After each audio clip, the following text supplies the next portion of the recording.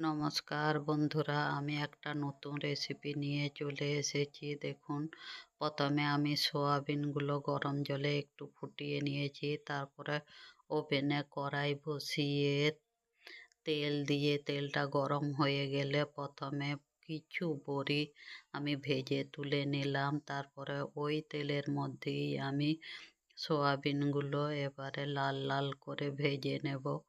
সোয়াবিনগুলো একটু লাল লাল করে ভাজা হলে খেতে ভালো লাগবে, সেই জন্য আমি একটু সময় লাগবে ঠিকই, কিন্তু আমি লাল লাল করে ভেজে নেব। দেখুন কতটা ভাজা হয়ে গেছে, আর কিছুক্ষণ টাইম আমি ভাজবো। তারপরে আমি সোয়াবিনগুলোকে তুলে নেব। দেখুন সোয়াবিন ভাজা হয়ে গেছে, এবারে সোয়াবিনগুলোকে আমি তুলে নিচ্ছি। এবারে ওই তেলের মধ্যেই আমি কিছু ভেন্ডি ভেজে নেব। ভেন্ডি ভাজার সময় অবশ্য গ্যাসের ওভেনটা কমিয়ে দিয়েছি, কেননা ভেন্ডি কম আঁচেই ভালো করে ভাজা হয়, সেই জন্য আমি গ্যাসটাকে এই সময় সিম করে ভেন্ডিগুলোকে ভালো করে ভেজে তুলে নিলাম। এবারে ওই তেলের মধ্যেই একটা বড় সাইজের আলুকে এই রকম ছোট ছোট টুকরো করে কেটে ধুয়ে রেখে দিয়েছিলাম, সেটা দিয়ে দিলাম।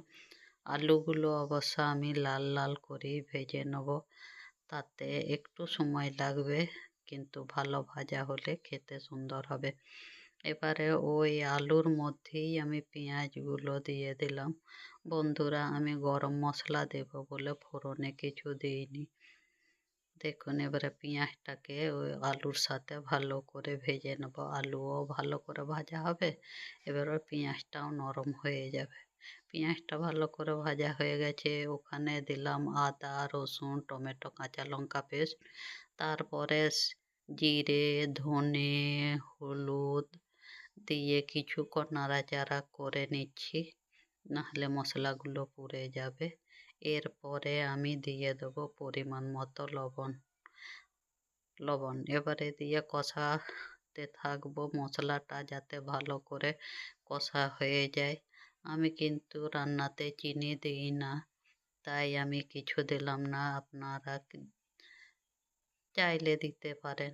মশলাটাকে ভালো করে কষে নিচ্ছি। মশলাটা অনেকটাই কষা হয়ে গেছে, এবারে কিন্তু আমি দিয়ে দেবো জল। জলটা আমি গরম করে নিই, এমনি নর্মাল ঠান্ডা জলই দেব, কেননা জল গরম করতে বসাইনি, সেই জন্য। এবারে আমি জলটা দিচ্ছি। জলটা পরিমাণ মতোই দিলাম, বড়িতে যেহেতু জল টানবে একটু বেশি পরিমাণেই দিয়েছি। এবারে ঝোলটা ফুটে উঠলে তারপরে সব কিছু একসাথে দিয়ে দেব। সবগুলোই যেহেতু ভালো করে ভাজা আছে, বেশি টাইম নেবে না, সেই জন্য সবগুলো একসাথে দিয়ে দিচ্ছি। দিয়ে দেখুন ঢাকা দিয়ে দিলাম, দিয়ে ঢাকা খুলে দেখছি, দেখুন রান্নাটা প্রায় আমার হয়ে গেছে। আর একবার ঢাকা দিলাম, দিয়ে দেখুন এখন ঝোলটাও কমে গেছে। এবারে আমি পরিমাণ মতো গরম মশলা দিয়ে দিচ্ছি। গরম মশলা দেবার পর ভালো করে একটু নাড়াচাড়া করে নিচ্ছি। রান্নাটা হয়ে গেছে। এবারে এই দিকে আমি একটা আলু আর 3টে ডিম ভাতে দিয়েছিলাম, সেটা ডিম আলু ভর্তা মাখিয়ে নেব। তার জন্য আলুটাকে ভালো করে ম্যাশ করে নিচ্ছি, তারপরে ডিমগুলোকেও তারই সাথে ভালো করে ম্যাশ করে নেব।